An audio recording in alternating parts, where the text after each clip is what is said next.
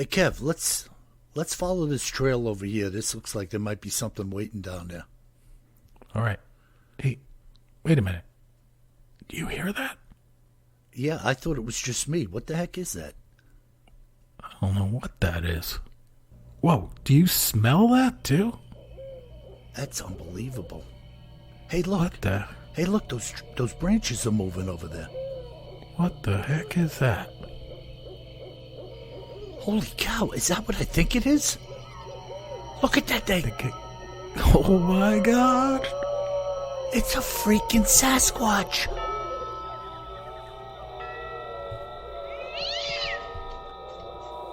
Welcome to the Bigfoot Terror in the Woods Sightings and Encounters podcast. I'm your host, W.J. Sheehan. Hello, everybody, and thank you once again for joining my brother and I for what is to be a stupendous podcast. My name is W.J. Sheehan, and I am the author of a series of books, Bigfoot Terror in the Woods Sightings and Encounters, all of which are available at Amazon in paperback, ebook, and in the Kindle Lending Library. And if you missed our last podcast, I announced that finally Volume 1 is also available now, 1 through 6 in Audible and Amazon and iTunes. I should say in Audible format at Audible, Amazon, and iTunes. So do have at it, folks. Show a little support for the show and have a little fun at the same time. Well, we're all hunkered down here still with this corona nonsense. And I know that my brother has a little treat for you up his sleeve in our segment, Cryptids in the News and Other Oddities.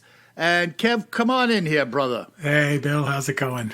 Very good. I know, generally I don't know I truly don't know what you're going to talk about, but I do know the topic. I gave you a hint this week. A hint, yeah.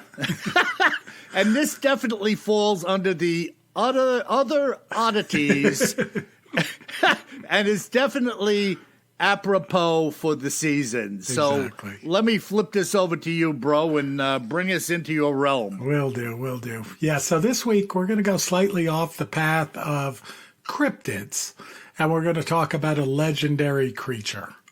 Indeed. And, candidly, I had a couple of super creepy dark cryptid and other oddity stories that were well along in development. And I was trying to pick between one of them for this week. And, they were just a little too dark for me personally this week with all of the bad news around COVID-19. So I thought, let's do something that's a little more fun. It's a legendary creature. And then, or prior to also determining I was going to do this, I realized that this podcast episode will actually drop on the website on Easter Sunday. So we are going to talk about a legendary creature called Osterhaas. Osterhaas. Osterhaas. What the heck is Osterhaas? Osterhaas is the Easter hare, or what we might call the Easter bunny. Das Easter Bunny. Das Easter Bunny. Was ist los? So first off, we're gonna step back, Bill. We're gonna talk about Easter, and I know you're gonna help me out on this a lot if I go off the path. But basically, this Sunday, when you're listening to this podcast, if you're a regular listener, it's going to be Easter Sunday. And of course, it's the day on which the resurrection of Jesus is said to have taken place, and it's when we celebrate that. Now, what's interesting about Easter, if you're ever trying to plan your Easter celebration, you quickly notice that the day on which we celebrate Easter changes from year to year. Right. And sometimes it changes wildly, from the beginning of March to the end of April, for example, year to year. And the reason for the variation is that Easter always falls on the first Sunday after the full moon following the spring equinox. So this year, of course, it'll be on April 12th. And then next year in 2021, it'll be on April 4th. So you'll see it'll move 8 days in 1 year. Okay. That's interesting. Say that again, Kev. It always follows the full moon, the first full moon after the spring equinox. But I read this a couple of times, and I have to go back and look because I thought we had some that were in early March, but I bet it was around, March 22nd or something like that. That's interesting. I never, who would think about that? But no, exactly. Like, why does it move that much? Yeah, very interesting. And that gets you back. And then, in modern day, say the last 200 years or so, Easter is similar to some other major holidays like Christmas and even Halloween, where, these holidays may have, like Halloween, may have a Christian element and a pagan element, but they kind of blend together, right? Especially in modern day. Mm-hmm. So, let's talk about Easter as being associated with spring, which, of course, we all think of it that way, as well as the rising of Christ. It's also like we think of it as the green grass, the Easter lilies, tulips, daffodils, and all the like, the signs of spring. Right. And, most major holidays, especially, some of the obvious Christian holidays, are celebrated and have some connection to the changing of the seasons, right? Mm-hmm, mm-hmm. So you Definitely. think of, Christmas, the New Testament, as I read it here, but I know you're a better expert than I am, Bill. It doesn't really give us the exact date of when Jesus was born. And a lot of scholars, that I read about say that, the main reason why it's celebrated on December 25th was it was the date of the winter solstice on the original Roman calendar. Yeah, and it's interesting because I've had, you know me, I have a big mouth, Kev. and I've had some people give me some lip service through the years about, their understanding is the 25th of December is not exactly the right day, so why are you, they're trying to poke at it. Right. To which I say, frankly, I don't care if I celebrate it in August, July, October. It's a celebration of remembrance. Right. And Easter is the same way, right? And as I'm sure you're getting into here, there are a variety of celebrations across the world at this point in time. Oh, no doubt about it. But I mean, it is convenient that we all celebrate it on the same day, right? So that we can be off of work ideally and, not interrupting one another and have a nice quiet time. And if you work in the service industry, with luck, maybe you'll be off on that day as well, right? Or you could have 1,200 COVID patients in your hospital. Sorry. Not so good. Not so good. Go ahead, bro. Yeah, I can't resist. No, it's okay. And then, of course, the spring season and Easter, it's just generally outside of religion.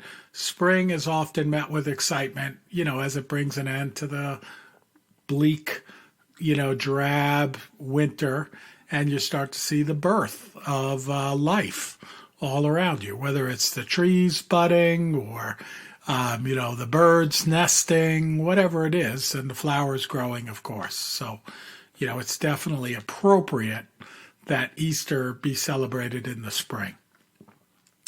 So we look at for a couple of minutes, we'll look at the name of the celebration of Easter. And I'm going to talk about it like it's black and white, but it's clearly not. So, there's literature and scholars that say this is all bogus, and there's some that say this is the absolute truth. So I'm going to pick it as being true just to talk about it a little bit. So that the naming of Easter comes back to the name of a pre-Christian goddess in England called Ostre, Eostre, who was celebrated at the beginning of spring. And but the only reference, it's interesting, of this goddess comes from writings of a British monk whose name was Venerable Bede, Bede, who lived in the late 7th and early 8th century. And there's a religious studies scholar named Bruce Forbes who wrote about him and said that Bede wrote that the month in which English Christians were celebrating the resurrection of Jesus had been called Ostermonth or Ostermoneth in Old English, referring to the goddess named Oster.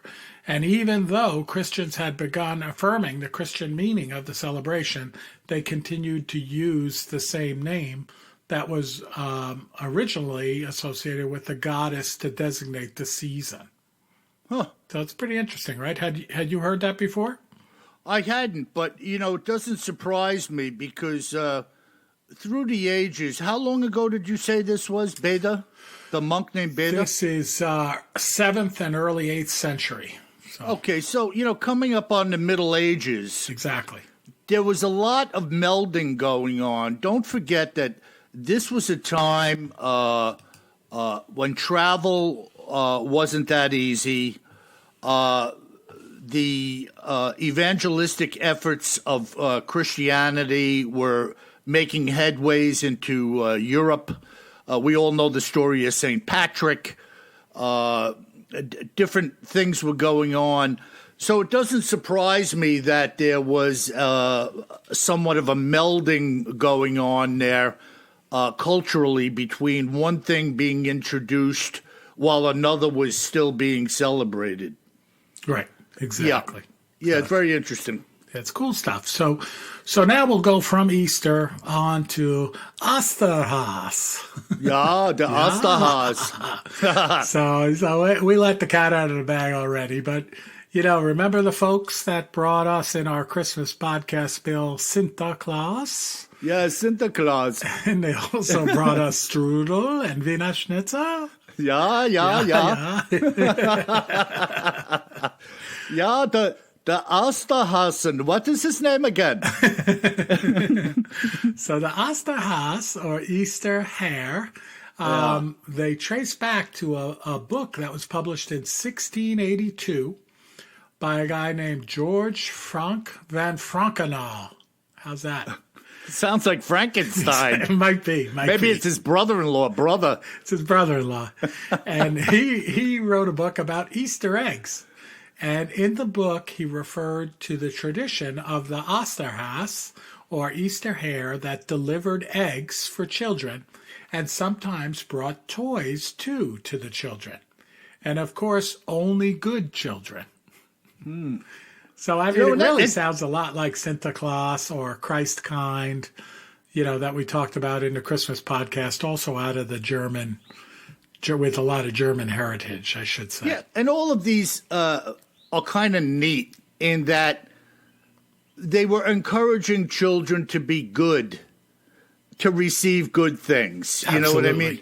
So it's a little odd in this day and age culturally for the people because, they're so caught up in the electronics and everything else that they have. But nevertheless, it's still a good practice to teach children that good things come to those who do good. Exactly. So it's kind of neat, and I'm chomping at the bit here. Now, this isn't going to be like the Monty Python Holy Grail bunny, is it? It's funny that you mentioned that. It's just a bunny. It's just a little white rabbit. I've seen it bite a man's head clear off. So no, the tradition doesn't go back to the Monty Python bunny, but I was thinking about it while I was researching it. So yeah, no doubt. We're clearly, raised in the same household, although one of us may have been raised by a Bigfoot. But, so talking about this early German tradition, and more specifically, a lot of scholars believe it originated among German Lutherans as the Easter hare. And this Easter hare would, play a role of like a judge, evaluating who was good and who was disobedient or kind of naughty and nice, like Santa Claus. And they would bring these gifts and these eggs. But unfortunately, and I am severely disappointed. I searched high and low. I could not find any wicked creature counterpart to the Osterhaus like the Christmas Krampus. Okay. You remember the Krampus. Yeah, who could forget the freaking Krampus and those nasty masks those people wear over there when they celebrate? They dress up like the evil goblins with blood coming out of their mouth and go and visit the little children. I mean, shouldn't you have like the Monty Python bunny Osterhaus equivalent?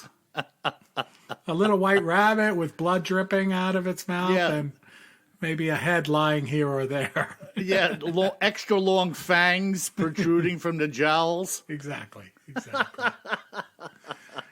So it's interesting, though, like when you go back and you look at this, you also see, and this is interesting, I got to look at this some more, that the hare or the rabbit was a popular motif in medieval church art.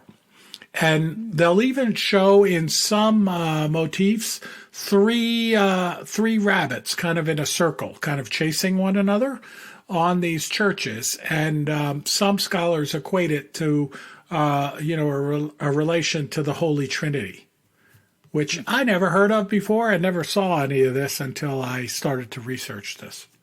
Yeah, I mean, there's always been oddities of that sort. And whenever people see the number 3. Oh, yeah. Like even in these ghost shows, somebody's always getting scratched and there's 3 scratches. Right. And they say it's a mockery of the Father, Son, the Holy Ghost. Okay. The 3 bunny rabbits chasing each other in a circle. I mean, it's not consistent with church teaching, but probably could have occurred at different times by different people, you know? Yeah, but I mean, like on one of these cathedrals they show, you could look it up. It's called the Dreifhasenfenster, which is the window of the 3 hares. And it's could you spell that for me? It's featured in a cathedral called the Paderborn Cathedral in Paderborn, Germany. Okay. And like you can look up a picture of it. I'll put one on our website. But it's pretty interesting. So we got the Osterhaus, the bunny. We have the holiday. So what about the eggs? You right? So these, eggs have been used, right, as a fertility symbol going all the way back in ages, right? And they became a symbol in Christianity associated with rebirth as early as the 1st century A.D. And there's something called the phoenix egg that was written about back then and associated with Easter, going all the way back in time. And then, in medieval Europe, it was prohibited that you couldn't eat eggs during the fast of Lent. So, kind of like not eating meat on Fridays, you couldn't eat eggs at all during Lent because it was believed to be, something very special and something holy in a sense. Okay. And then they say that a common practice in England during this time was that children would go door to door begging for eggs on the Saturday before Lent began. And then people handed out these eggs to children as a special treat so they could eat them prior to their fast. Well, that's interesting, And again, we're not talking candies or chocolates or anything. We're talking just regular eggs. Right, some type of sustenance that people could relate to, Yeah, and then it was something that they fasted on, fasted from during Lent to celebrate Lent, to remember, of course, Christ's suffering. Mm-hmm. So that's how we start to get eggs into things. And then you could see that if you were not eating them during Lent, maybe you would start to decorate them or at least dye them so that when Lent was over, you would in celebration maybe eat the decorated eggs or at least celebrate the decorated eggs. I mean, you didn't have refrigeration back then, so I don't know if they actually ate them. Yeah, well, it's just kind of neat how things come together and then where they go, Exactly. And then it's interesting. So I was reading about how they colored the eggs, right? So they boiled them a lot of times with different kinds of flowers, and the flowers would change the color of the egg, which again, you didn't have the flowers unless it was springtime. So that kind of makes sense, right? So you decorate the eggs. And then certain Christians, especially in the Eastern Orthodox Church, to this day, they say, typically dye their eggs red. So only red. So it's like the color of blood in recognition of Christ sacrificing his blood. Very interesting. Yeah. Now, do you mean to tell me that they didn't buy an egg coloring kit at Walgreens? I think they did buy an egg coloring kit, but it only had red tablets in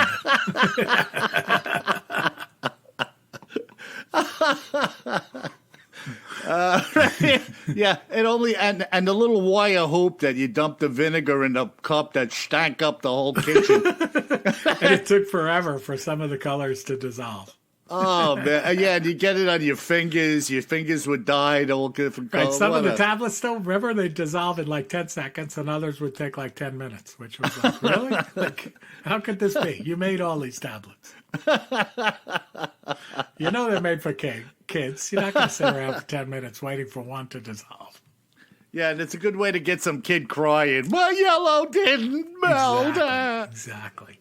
So then, this is pretty interesting, I think. You know, there's a Ukrainian art of decorating eggs for Easter known as, and I may not pronounce this correctly, but Pysanky. So it's Pysanky.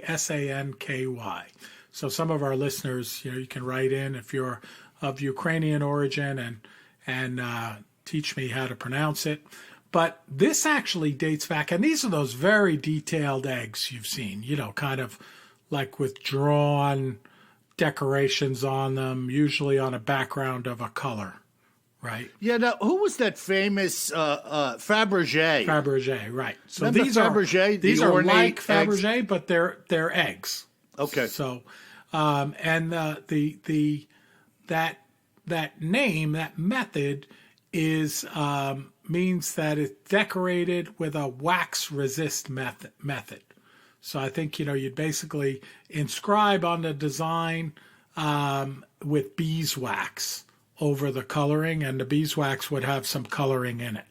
So kind of getting back to your point, Bill, a little bit like that Paz crayon, but a little more sophisticated, you know. Right. You'd put the crayon on where you didn't want the dye to have an effect on it. You'd write on it "Happy Easter" or "Mom" or "Love you" or something like that. Right.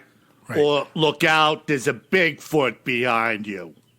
But I thought exactly. You know, we might have one of a Bigfoot running, you know, squatching along. Yeah, with a child in its mouth. That's what our eggs look like, folks. But I thought what was interesting was when you look at these eggs, you know, you clearly could say these are Easter eggs, but they actually date way before Christian times. So I thought that was kind of cool too, because you'd look at one of those, especially if it was around Easter, and you'd say, "Oh, look, this is probably like an early fancy form of an Easter egg." Mm-hmm. So. But again, though, we have this intermingling of things that were and new things came along, and you had some people that were kind of blending or melding one with the other. Yeah, and certainly the egg itself, like, you know, it was linked before Christ to pagan traditions, you know, to show the symbol of a new life. And then, of course, you know, from a Christian perspective, Easter eggs are, you know, meant to represent Jesus's emergence from the tomb and resurrection, right? Or at least they're associated with it, you know. Right. The whole holiday is the based whole holiday on that, is around it. I don't know if the egg itself does that, but, you know. Yeah, no, the egg really has no relation to the Christian faith around, Good Friday, Holy Thursday, Good Friday, Resurrection Sunday, you know. But it certainly has maintained itself as being part of Easter for who knows how long. Right. And you know, when everybody came over from Europe, Kev, we got some Germanic in us, some Norwegian. All of these people brought these things with them, like the Christmas tree and no doubt. You know, many other things, traditions. I mean, us as modern, you know, Americans, immigrant Americans, our history here on this continent is very short. You know, so almost everything we do came over from Europe. Right. I mean, I was just looking at a tour of the Holy Land. It was an hour long, fantastic narrative and whatnot. And you consider that our country has a history of 250 years or something. Maybe a little longer, really on the record. But in the grand scheme of things, we're like a babe. Oh man, and Bill, I travel like crazy around the world. First time I went to some of the big museums in China, in mainland China, unbelievable. The works that they have there, and then you see how old they are. You're like, what the heck? I didn't even know people, humans could do something like that at that point in time. Yeah, that level of art. Yeah, it really is remarkable, and that's a gift. Crazy, yeah. Yeah. So, let's talk about the Bible just for a minute, specifically. You'll be surprised here, folks, but the Bible makes no mention of Osterhaus. Yeah. And Bill, correct me if I'm wrong, but no mention of a long-eared, puffy, fluffy-tailed creature who delivers eggs to good children on Easter Sunday, right? Well, no, there is no mention, but you never know. The apostles could have been baking one over a stick fire. Hey, Peter, give me that leg.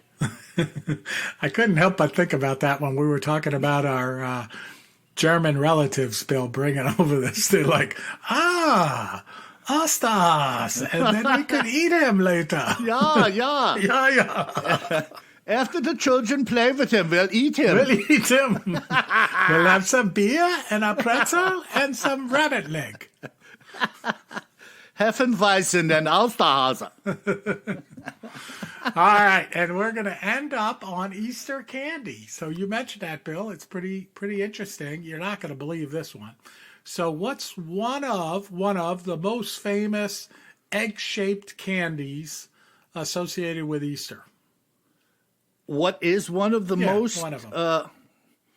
I'm not a big candy guy. But you always had a bunch of them in the bottom of your basket, and they kind of stick to everything. The marshmallow eggs? No, those are good too. But the jelly beans. Jelly beans. Jelly beans are like really very much associated with Easter. They became associated with Easter back in the 1920s and 1930s. But get this, that the jelly beans' origins date all the way back to a biblical era concoction called the Turkish Delight, which is basically a jelly bean. Unbelievable. Which you would never guess that, right? No, I mean, but they're lingering around long enough. What's old is new again. It's like a recipe. Exactly. Crazy. And then, that according to one of these stats, National Confectioners Association, the candy guys, over 16 billion jelly beans are made in the U.S. each year for Easter. That is really bizarre. 16 billion. And I won't be eating any of them. How about you, Bill? Not anymore, man. I'm running out of teeth because of eating candy. Holy mackerel.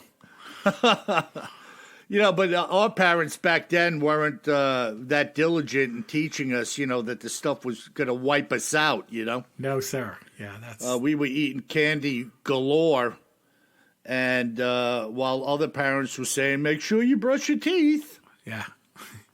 But... Yeah, ours might have been giving us a big chunk of bubble gum when we went to bed. Yeah, a piece of gum to lay down with the sugar on your teeth for 8 hours. Yeah, folks, Bill and I have dentist chairs in our respective dentist's office with our names on them. Yeah, I can relate to good old George W. Washington, that is, with his wooden teeth. Exactly. That poor guy. Ay. Well, that was pretty crazy, Kev. I mean, I didn't know where you were going to go with this Easter egg, Easterhausen, whatever it is. Osterhaus. We're going to put you in the cooler. No, it's neat, though. It's neat, though, historically, to take a look back because, nobody talks about these things. You know, we've all been educated in grammar school, junior high. Nobody touches on these subjects, and they really have bearing on our existence, right? I mean, this is something that's going on that you could spend a little time on, and the kids could be like, wow, you know, that was kind of cool. Oh, no doubt about it. I mean, I had a lot of fun with it, and it did, perhaps selfishly, but hopefully it'll make some other people smile, you know, in these crazy times that we're in right now.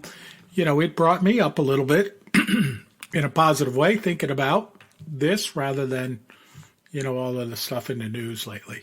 So yeah, no, it's excellent. And folks, I was saying to my brother before the show when I knew he was going to talk about the Easter Bunny, I said maybe some folks will pull their kids over and listen to the podcast as we jabber about this, the history of the eggs. The Osterhaus. The Osterhaus. And then when you're walking with your kids through Target or, you know, the supermarket, of course, keeping social distance, they can look at it and say, it's not a bunny, it's a hare.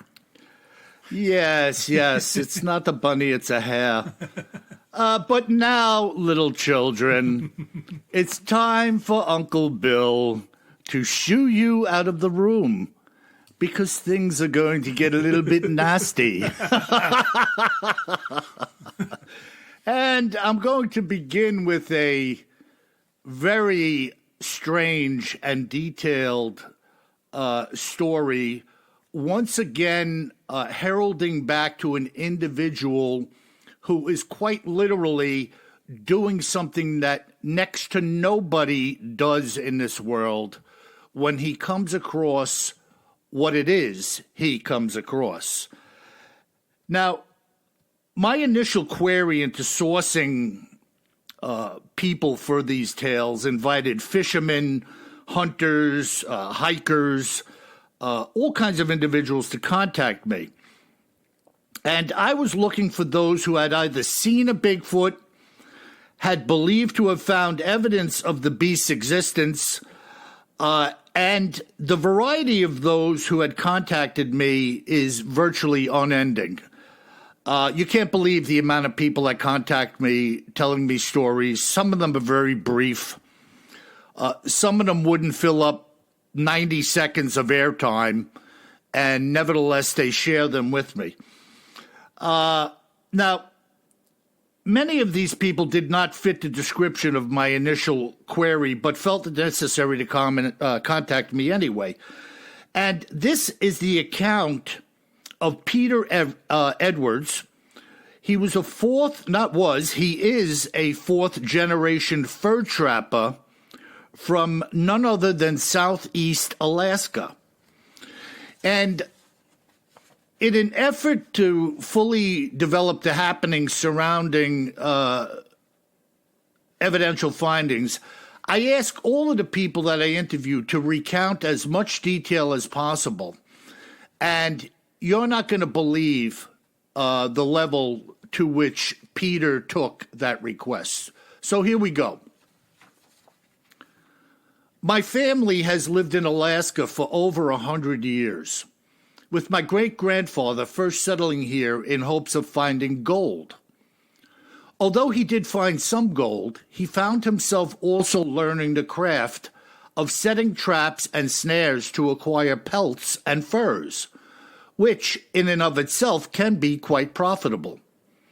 Back in my great-granddad's day, there had not been many regulations here, nor were there people who enforced them.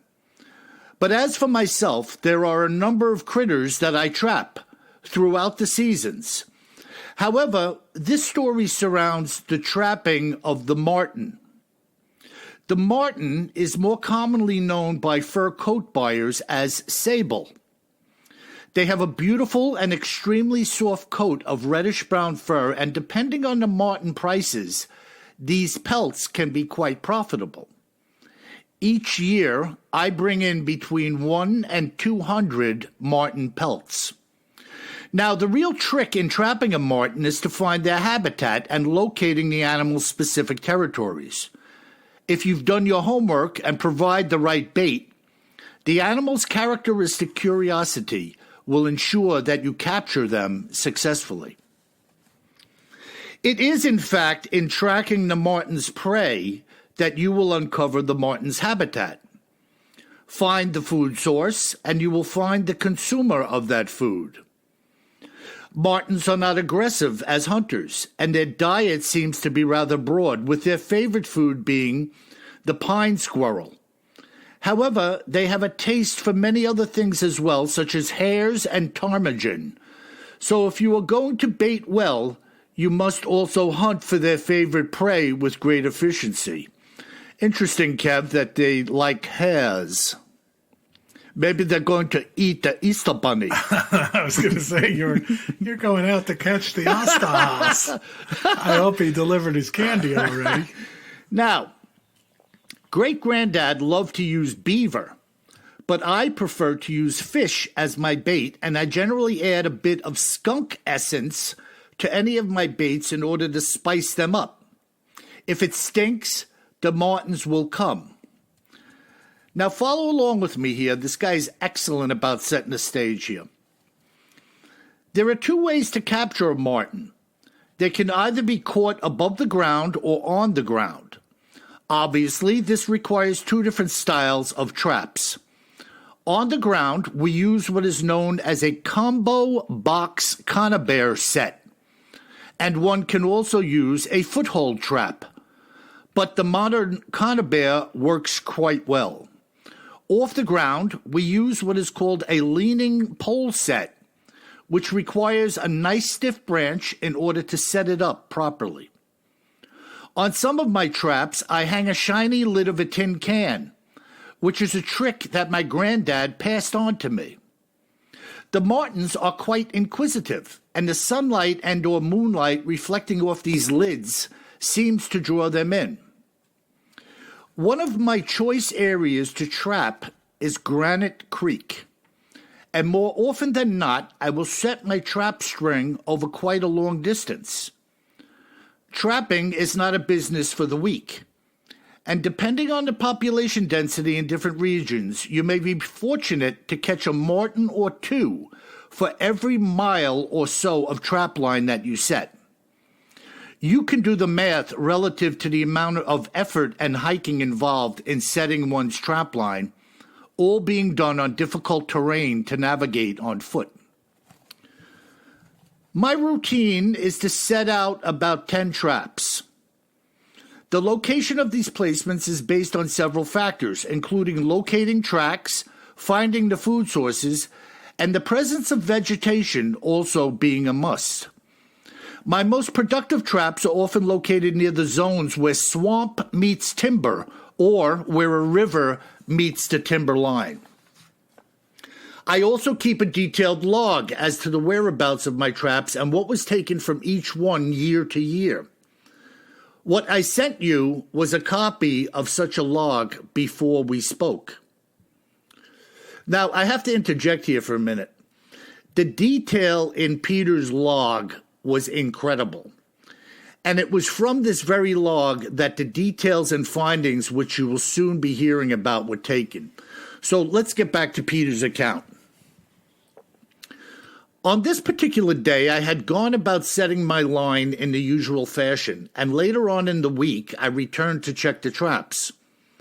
Everything was fine until I got to the ones located by the timberline. This area has some low-lying hills that run right up into the timber, as well as a fair amount of varied and well-dispersed vegetation.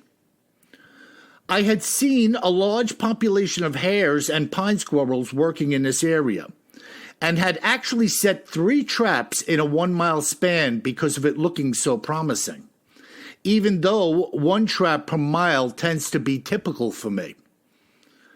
When I came upon the first pole set, it was ripped apart and the trap had been sprung, which is very hard to do without the strength and dexterity of a human hand. There was blood on the trap, so I could tell that a marten had been caught in it at some point, and something or someone had stolen it. This got me aggravated because men can and do often rip off trappers' catches. When I approached the second trap, I was shocked to see the same thing had occurred. If I hadn't been mad before, I was certainly mad now. Proceeding onward, the rest of the traps had not been tampered with, and I had actually done quite well. Despite of the interference with all the traps, I reset and baited them and finished my loop and left. Excuse me a second. Pardon me. The next time that I came to check them, I was met with the grim realization that all of my timberline traps had been opened, with each one of the traps having caught a marten, and all of the martens had been stolen. Now, 3 out of 3 traps having caught something is damn near impossible. But 3 out of 3 traps being found open and the catch removed is beyond impossible. It wasn't until I had made it all the way down by the marsh's edge that I began to realize what was going on. The marsh trap was set just inside of a soft area, and the marten also had been stolen from it. And next to it, I could see some very large water-soaked impressions in the muddy soil. Now, there was no way of telling what type of tracks these were since the depressions were so soggy and indistinct, so I guessed that it was a bear. I had never experienced such a thing before. The only thing I had ever seen evidence of was a lynx or a fox tearing at the flesh of a marten while it was still snared in the trap. But I had never come across open traps with the prey completely removed from them. This was most unusual. So I decided that I was going to place 2 bear traps near the marten traps. I would conceal them totally and post them into the earth to secure them. These bear traps would require a considerable weight to trigger them, and if there was a bear coming in, I would get it. So here we go. The first time back through my set with the added bear traps, nothing was awry, and I had gotten 4 martens. So I reset and baited everything in the same way that I had always done. It was on the following check that things got a little weird, which is why you and I, WJ, came in contact with each other. After seeing the previous set had been untouched, I believed that all was well, and whatever or whoever had robbed my catch had moved on. But that was about to change. When I reached the second bear trap, my set was destroyed, and the bear trap was not only sprung, but it was empty. It had been jammed into the ground some 5 or 6 inches deep, which is not an easy thing to do with a wide steel object that weighed north of 40 pounds. I examined it and saw some blood, indicating that something had gotten caught by it and had escaped. That, in and of itself, was beyond belief. I started to look around for further evidence, and my eye caught something lying about 3 feet from where the trap had been set. At first, I thought that it was a bloody portion of a large furry paw, which had been sheared off in the bear trap. But upon closer inspection, it was not a paw at all. It was a hair-covered segment of a large human-like foot. It appeared to be the front half of a foot and featured 4 very large and very wide toes. I flipped it over with a stick and saw that the sole of this partial foot was flat and leathery. But here's the really odd thing. It had no claws, just thick, nasty-looking nails. Each of the toes was between 2.5 and 3 inches wide, being very thick and about 3 inches long. I knew it wasn't a bear's foot, and it certainly hadn't come from a human. It had to belong to a Sasquatch. I set to do a little tracking. There was still some snow around under the trees, but most of the area was devoid of snow. I followed the trail of blood, which brought me into the timber, and there was still some patches of snow there where I could see large footprints. One was from the bloodied, chopped-off foot, and the other appeared normal. I could see that the other undamaged foot was about 22 inches or so long, and maybe 9 or 10 inches wide. This thing must have been in incredible pain and limping badly when it left the site. And who knows where it was going and if it would be able to survive an infection and or anything else that would occur from such a wound. I dared not follow any further in pursuit of a wounded monster, and I never set any traps in that area again. Whoa. Pretty funky, huh?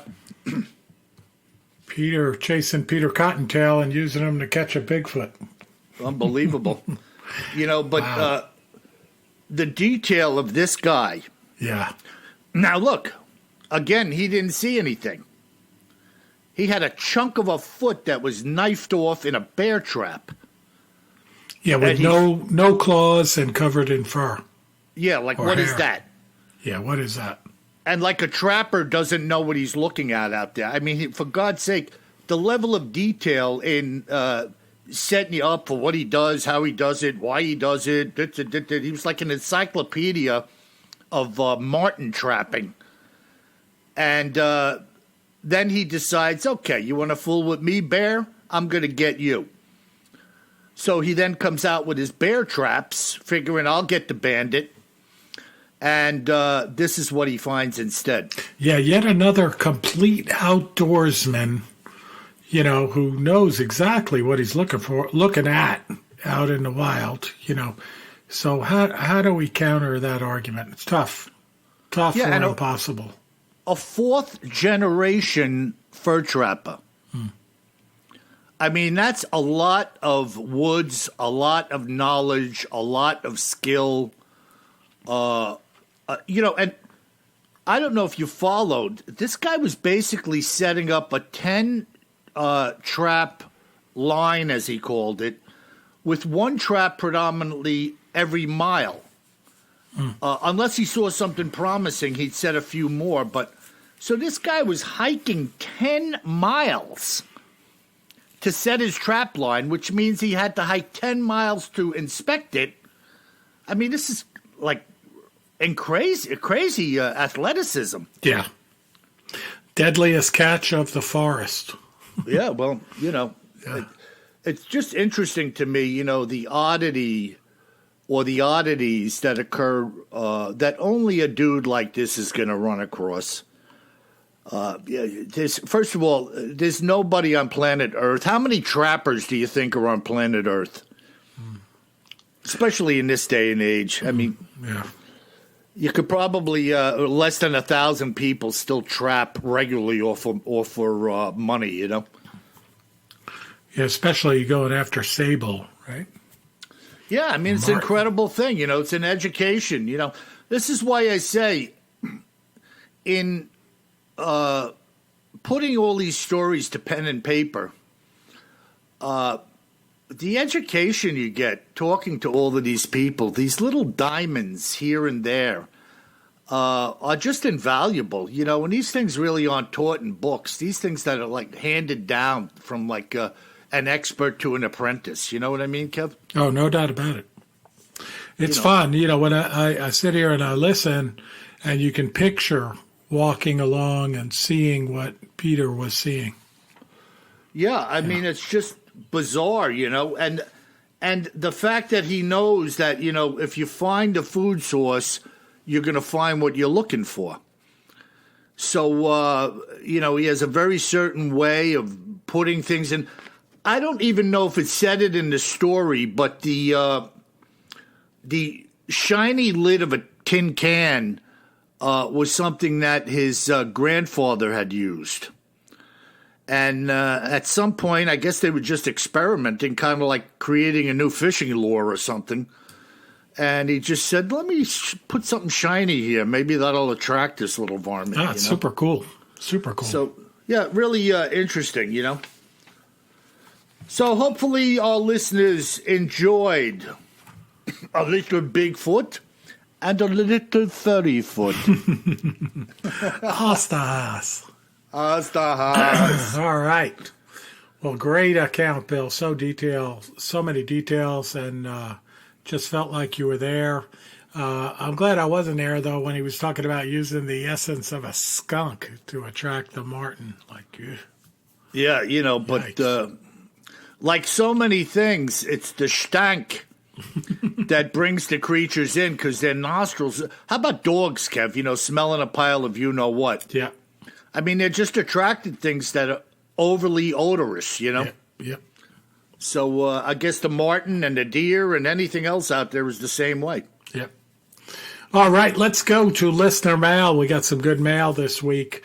The first one is in one of the hotbeds of the pandemic. This is from Patrice in Spain. Wow. Yeah, and Patrice writes, in the midst of this pandemic, I have found a breath of fresh air. With so much misery, it's good to hear you laugh and tell your stories. The two of you have great insight, and your show is rock solid. God bless you both, Patrice, and God bless you and your family, Patrice.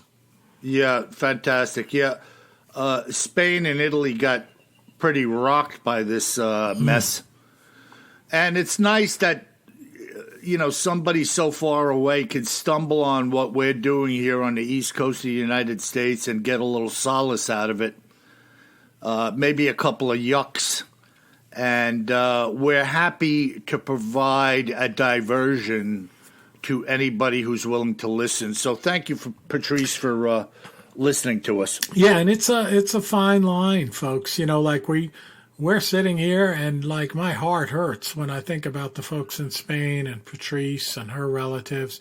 So we're trying to bring you a little bit of light in this storm, but we don't want to make light of what you're going through. So that's right. It's good to hear. Good to hear your kind words, Patrice. And again, God bless you and your family.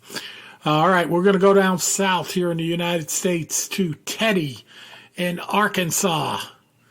And Razorbacks. Sweet. And Teddy writes, love the show, and the oddities segment is quite fascinating.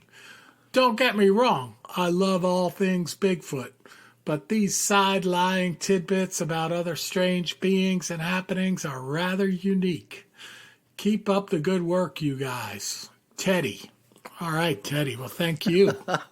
That's good stuff. Well, we're getting some encouragement here today, Kev, from some of the listeners. No doubt.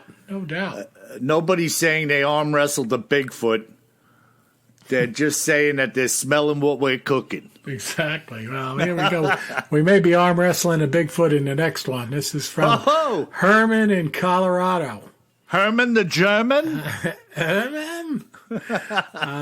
Herman was once on a 2-day backpack trip in the Rockies, which, I've spent a lot of time in the Rockies. Certainly rural enough for the hairy man. And he says, we were harassed the very first night by something whistling and throwing sticks into our camp. It was a moonless night, and we couldn't see anything, but we stayed awake with guns drawn. There are no animals here that whistle and throw things that I am quite sure. Was it Bigfoot? I can't say definitively, but there was nothing around where we were. Thanks, Herman. Wow. The whistling, Bill. Ooh, yeah. I don't think he was whistling like the Andy Griffith Show either. Yeah. Nah, it wasn't that. That wasn't that. Nah. It was more like the whistling of a Stuka dive bomber dropping a payload. You know, somebody told me a while ago that there is a variety of rabbit. Here we are back to the hares again. But I thought somebody said to me a while ago there was a variety of rabbit that actually whistles. Ah, the whistling hare. Yeah, it's a whistling hare. He whistles just before he bites you on the neck. It could be the sound of the air flying over his fur while he's vaulting himself at you. High-speed rabbit. Now, you know, and Kev, we were talking in a couple of episodes back, and again revisiting Dyatlov, about that Mansi woman. Oh, yeah, the evil whistle. The evil whistle. And you know, I don't know what's that. And whatever you think it is, no animals throw things other than ape. Right. I mean, I don't know any animal that throws anything other than a chimpanzee, a gorilla, or a Sasquatch. So, you know, what else could it be? Whistling and throwing sticks out of the darkness at their campfire. Totally creepy. Yeah, really. And thankfully, Herman was armed. And I have to mention, it probably wasn't a whistling bear. Yeah, yeah. A whistling bear in a pink tutu. with a parasol. Parasol. Mind if I join you, boys? I love big, strong men. Not. Get out of my camp. All right, our last one is a longer letter. It's a good one, though. From Orlando, not the city, but the person, Orlando, in Cobleskill, New York, so upstate. Okay. I would encourage every listener to this podcast to buy WJ's audiobooks. If they were on cassette, I would have burned them out already. That's funny. People don't even know what a cassette is. I know. The younger generation is like, what the heck's a cassette? Remember they used to bind up and you'd have to carefully take them out and like reel them in with a pencil or something? The tape would be stuck in the deck. Yeah. Oh, man. Beautiful. Great technology. People can't appreciate a DVD or a CD. CD, yeah. All right, and he says, this is important. I just bought The Exorcist's Diabolica. Oh, yeah. Yeah, the new book. What a story. In 2002, I was hiking the Adirondack Trail on a segment I am more than a bit familiar with. It was early fall, and the leaves were ablaze in the sunlight. I had an uneasy feeling come over me that only a woodsman can appreciate or describe. I knew I was being watched. Standing my ground, I began to gaze about my surrounds. When I saw something dark duck down behind a fallen tree, and I bolted. It was instantaneous fear. In a split second, I saw the rounded top of a large brown head from the nose up. It looked like a gorilla's face. Whatever it was had to be flat on the ground behind this downed tree, which sat about 2 feet off the ground. I will never forget that moment, and I was unarmed. Great show. Wow. Great account there. You know, again, one of those short accounts, Bill, but fantastic. Yeah, I mean, can you picture yourself alone, unarmed? First you get the heebie-jeebies, like something's not right here. And then he sees this and just like gets wheels. Ooh. Oh, my God. So here we go, though. Remember, you know, whenever I think of something lying on the ground, do you remember when we did that account, Kev, where the guy described what he was seeing in the bushes as being like the face in the eggs? Oh, yeah, absolutely. Remember that? And he was like fishing and he couldn't get his eyes off of this thing low to the ground. That was and he had that dark. Feeling, too, right? You know, you always have that feeling. Same thing. Yeah. But he was like, you know, what could be that low to the ground? It's got to be like an illusion or something else there. Yeah. But these things apparently belly crawl, what I call like a sniper crawl, Yep. to get into position or to hide. Yeah, and you're not typically thinking of a Bigfoot laying down. No, if I'm walking through the woods, I'm thinking I'm looking for some dark figure passing between the trees to catch my eye. Right. I'm not looking at the leaves on the ground if I'm trying to see a Bigfoot. Right. And again, though, I think that's part of the stealthiness. I've mentioned that before because, you see something, you're looking around at the same level you saw it. You're not like getting down on your knees and looking into the brush. It's just not natural to look for that. No, it's not natural. And even in my yard, when I say my yard, the property behind me, whenever I go out and I'm just looking to see if the deer are around or if anything's cooking, I'm not looking down on the ground, and many times some of them are laying there resting. Yeah. But my initial look is that of, I don't know, maybe 3 or 4 feet up, like at eye level, peering out over the property and just seeing if something is walking around, not laying there, but walking around. Yep. So that is just, I feel for this guy that he bolted out of there. You're alone. And he gets the creepy feeling, and then he sees this freaking dark lump or whatever sticking above a tree that he immediately recognizes as being something like a gorilla face or head. Yeah, and he's unarmed. Unarmed. Whew. He's not following your advice, Bill. Well, he is now. That's true. One would hope. Very true. Well, that's our last letter for the week, folks. Great show. Thank you for tuning in. Again, God bless all of you in the heart of this COVID-19 crisis. We certainly appreciate you taking time out to listen to us, and happy Easter and happy Passover. And please, if you like the show at all, please give us 5 stars right now on your favorite podcast player. And that's really important because it draws more listeners to the program, and that allows us to continue to improve and publish the program. So thank you very much for your support. And again, happy Easter and happy Passover. Awesome. My sentiments exactly. Kev, what was that fella's name? The last one on the Adirondack Trail? Orlando. Orlando. Yeah. Well, let me say this, folks. Learn a lesson from Orlando. If you should be hopping along the bunny trail this Easter, make sure that you're always carrying more gun than you think you're going to need.